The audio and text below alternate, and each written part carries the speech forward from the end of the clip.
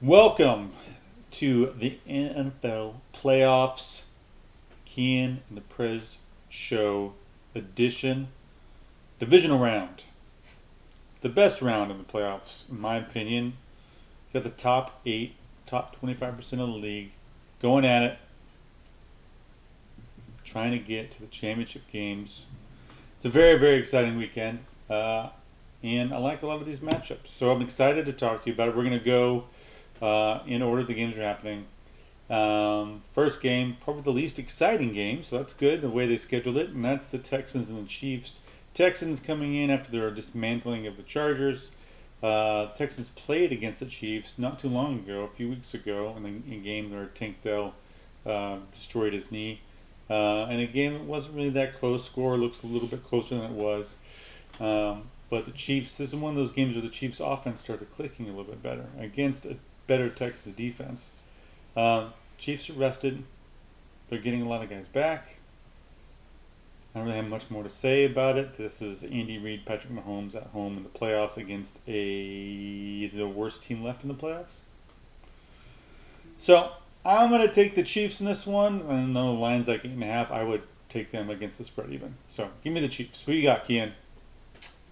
Um, yeah. The Chiefs. I guess this is the game where we'll get to see if they're still playoff Chiefs that they have been for the last few playoffs, and if they play up to that level. And I think they will. I think they will beat the Texans in this game. The Texans have a pretty good roster. I think they played pretty well against the Texans and they capitalized. I mean, against the Chargers, and and they capitalized on some of the mistakes the Chargers made. But I think they can try, but I don't think they'll be able to beat Kansas City. I think Kansas City will not turn over the ball. I think they will just play safe and win the game. All right, next up, a game. If you would have told me before the season, I would have been like, that ain't happening. But here we are. Commanders going to Detroit. Detroit, a team that needed a lot of rest and getting some rest, maybe getting some more defenders back, getting David Montgomery back. He's going to be playing in this game. The Lions hosting the Commanders in a game that many expect will have lots and lots of points. Um, and when I look at this game, people are, will Jaden be able to, continue to be well on the road against the Lions defense? And probably, but the problem I see is the Commanders don't really have a pass rush. Um, they really aren't too stout on the D line. I think the Lions are just going to move the ball at will. If you can't get and disrupt Jared Goff, if you can't slow down that run game, it's going to be a long day for you. And I just look for the Lions to be able to move the ball at will. And I think the Commanders will score points, but I feel like this is going to be like a 42-31 type of game where teams are just going up and down the field. And I just think the Lions are going to be, you know, just more dominant. I'd be surprised if we saw a punt, honestly. And now that I predicted that, the first possession will have a punt. But I'm predicting the Lions will win. Go ahead, Kim. Yeah, I think the Lions are the better team here. They were also number one seed, so they have had some rest, and I think they will beat the Commanders. I think they're a much more solid team, and their offense can very consistently get the ball down the field. So I think they should win this game decently easily. Before going to the season, I didn't think the Commanders were going to do well. I don't think that many people really thought the Commanders were going to do as good as they have done this season. But I didn't. I thought in free agency they in the off season they didn't. They had a lot of needs and they tried to address them in the free agency. They got some older players just to fill in some needs for this year, and they've done pretty well. But I think the Lions will be able to break through, and I think they will find the weak spots, and they will be able to outscore the Commanders in uh, a game to make it to the championship. Okay. Next up, Sunday, weather could be a factor. In Philadelphia, the Rams are traveling there. This is a great, you know, nice topic for debate. This one is, to me, is a great discussion of as long as you have the head coach and the quarterback, you have a chance. And that's the area where the Rams had the clear advantage. Sean McVay over Nick Sirianni all day. Matthew Stafford over Jalen Hurts all day, especially in the playoffs.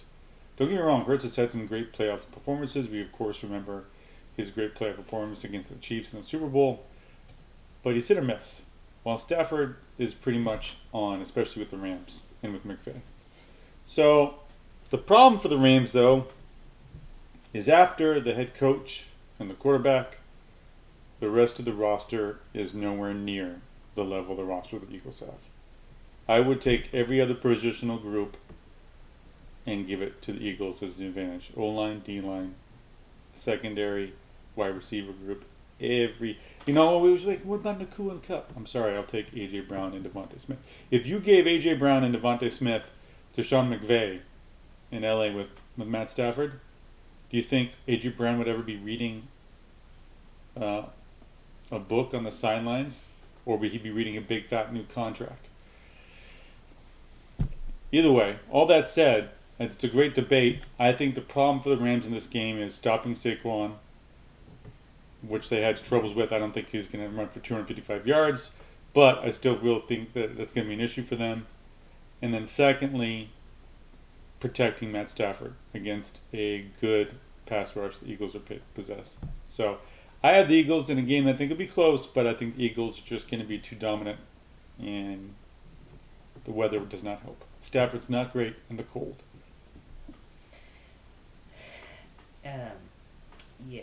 So for this game, the Eagles are the favorites. I think this could be a close game, but I think on the defensive side of the ball, the Eagles have an advantage. And with the Rams, I think they've done pretty great the last few years, even though I think they have had some pretty clear holes, or at least that's how it seems on their team.